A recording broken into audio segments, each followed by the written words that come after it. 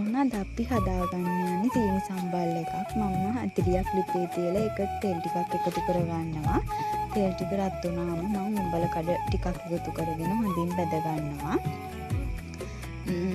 ඒ ටිකත් හොඳින් බැදුනට පස්සේ මම එකතු කරගන්නවා මෙතනදී සුදු ලුණු ටිකක් එකතු කරගෙන ඒකත් හොඳින් බැද ගන්නවා.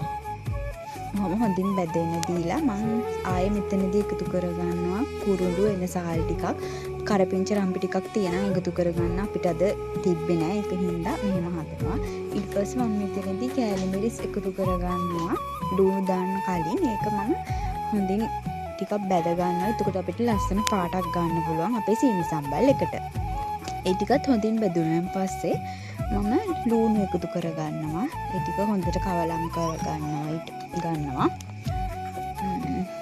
දැන් අපි ඒකත් හොඳට කවලම් කරගෙන ගම්මිරිස් චුට්ටකුත් එකතු කරගන්නවා ඔයගොල්ලෝගේ රස අනුව. ඊට පස්සේ මම සීනි සම්බල් හදන්න යන හින්දා සීනි එකතු කරගන්නවා අවශ්‍ය ප්‍රමාණයට. මට වීඩියෝස් නම් ගන්න බැරි වුණා. අපේ සීනි සම්බල් එක රෙඩි.